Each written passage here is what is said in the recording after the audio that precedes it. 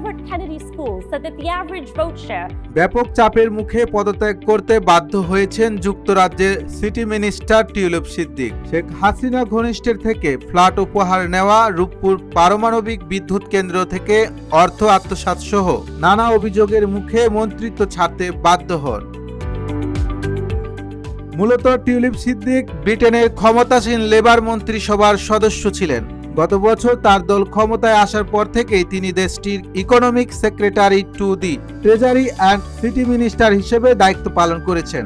তার কাজ ছিল যুক্তরাজ্যের অর্থবাজারের ভিতরে দুর্নীতি সামাল দেওয়া। কিন্তু বাংলাদেশে এখন তার বিরুদ্ধে তদন্ত চলছে, যেখানে তিনি এবং পরিবারের 4 সদস্যের বিরুদ্ধে একটি পারমাণবিক কেন্দ্র থেকে প্রায় 400 কোটি মার্কিন ডলার আত্মসাতের অভিযোগ উঠেছে।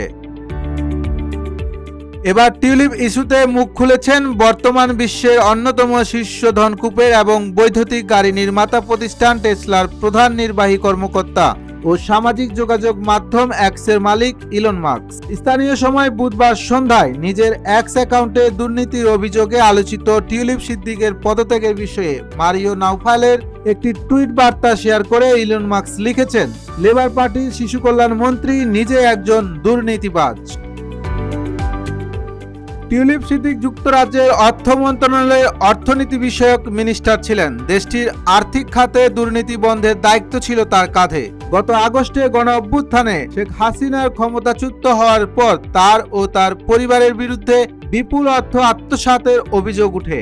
এতে টিউলিপ সিদ্দিকের সংশ্লিষ্টতা রয়েছে বলে অভিযোগ উঠলে তাকে বহিষ্কারের দাবি উঠে। এমন অবস্থায় ব্যাপক চাপের মুখে গত মঙ্গলবার পদত্যাগ করেন টিউলিপ। এদিকে টিউলিপ পদত্যাগ করার পর এবার নিজ দলের সদস্যদের তোপের মুখে পড়েছেন ব্রিটিশ প্রধানমন্ত্রী কিয়ার স্টারমার। কারণ টিউলিপ প্রধানমন্ত্রী স্টারমারের খুব কাছের বন্ধু হিসেবে পরিচিত ছিলেন।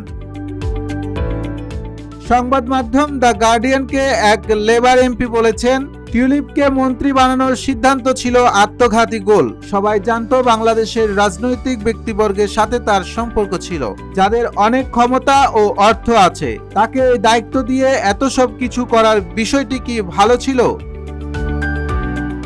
ফরহাদ হোসেন, রূপালী বাংলাদেশ।